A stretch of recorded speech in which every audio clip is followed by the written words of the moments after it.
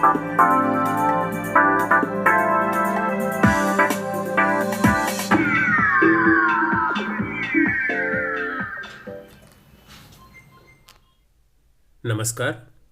मैं हूं USP sir और आज के पॉडकास्ट में मैं आपको हिंदी हाईवे के माध्यम से व्यंग्यकार हरिशंकर परसाई के बारे में बताने जा रहा हूं। हरिशंकर परसाई हिंदी के प्रसिद्ध लेखक और व्यंग्यकार थे। वे हिंदी के पहले रचनाकार हैं जिन्होंने व्यंग्य को एक साहित्यिक विधा के रूप में पहचान दिलाई। उन्होंने पहली बार व्यंग्य को समाज के ज्वलंत प्रश्नों से जोड़ा। सबसे बड़ी बात उनके व्यंग्य में यह है कि वह हमें गुदगुदाते हुए समाज की वास्तविकताओं के सामने हमें खड़ा करती है और सोचने को विवश करती है। उनकी रचनाओं में सामाजिक पाखंड और रूढ़िवादी जीवन मूल्यों पर विवेकपूर्ण कटाक्ष किए गए हैं।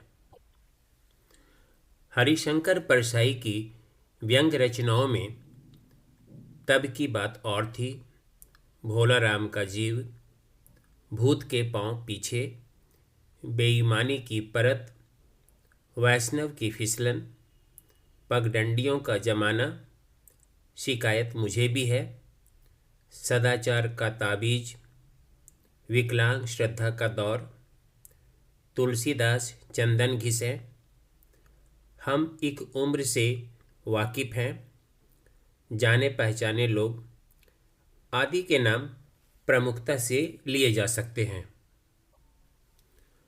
परसाई जी के व्यंग्य किस तरह हमें सामाजिक सच्चाई से सामना कराते हैं, उसके लिए मैं कुछ उदाहरणों को आपके सामने रख रहा हूँ।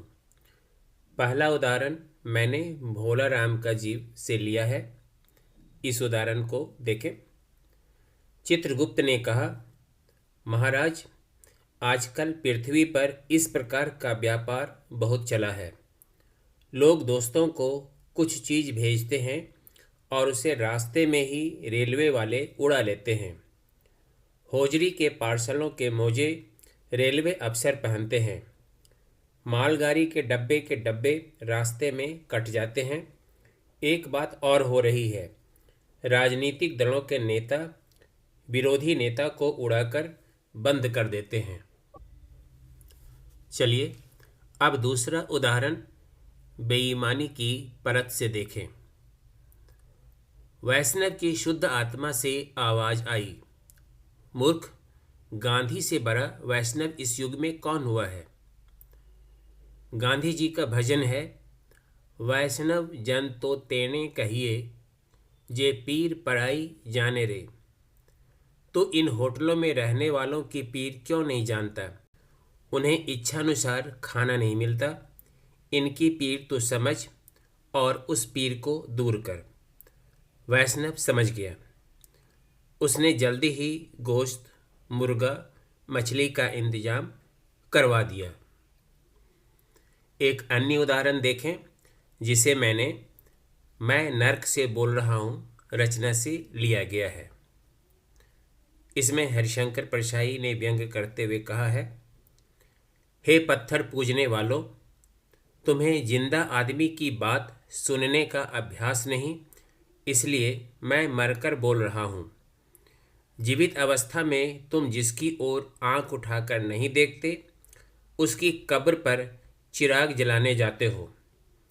मरते वक्त जिसे तुमने चुल्लू भर पानी नहीं दिया, उसकी हाड़ गंगा जी ले जाते हो। अरे, तुम जीवन का तिरस्कार और मरण का सत्कार करते हो, इसीलिए मैं मरकर बोल रहा हूँ, मैं नर्क से बोल रहा हूँ। ऐसे बहुत सारे उदाहरण हैं और यहाँ सबको उद्धृत न कर पाना मेरी लाचारी है। परसाई जी के व्यंग्यों में समय और समाज की विसंगतियों और विरोधाभासों को मौके बेमौके परास्त होते देखा जा सकता है।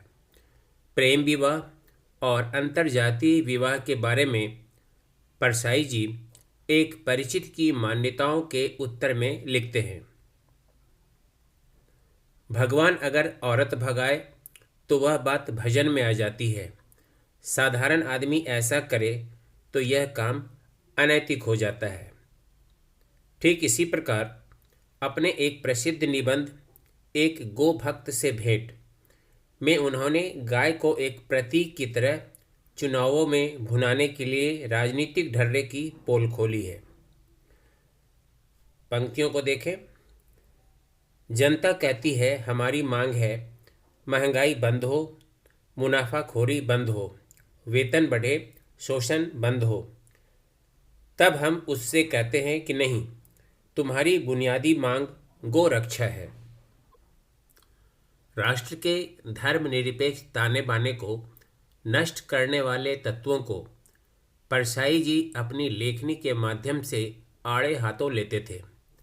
इस संदर्भ में विश्वनाथ उपाध्याय ने लिखा है, मुझे हरिशंकर परसाई की लंबी पतली काया बंदूक की नली सी लगती है, जिसमें से व्यंग भन्नाता हुआ निकलता है और जन शत्रु को छाड़ छाड़ कर देता है।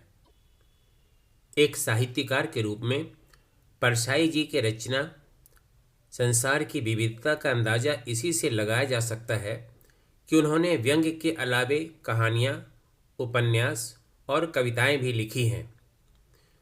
अपने प्रसिद्ध व्यंग्य निबंध संग्रह विकलांग श्रद्धा का दौर के लिए सन 1982 में साहित्य अकादमी सम्मान प्राप्त करने वाले परसाई जी हिंदी के एकमात्र व्यंग्यकार हैं। इनकी रचनाओं के अनुवाद लगभग सभी भारतीय भाषाओं और अंग्रेजी में भी हो चुके हैं। अभी मैं आपको व्यंग्यकार के रूप में हरिशंकर परसाई का परिचय दे रहा था। अगर आपको मेरे पॉडकास्ट पसंद आ रहे हों तो कृपया चैनल को सब्सक्राइब करें, लाइक करें तथा अपने मित्रों में शेयर करना न भूलें। धन्यवाद।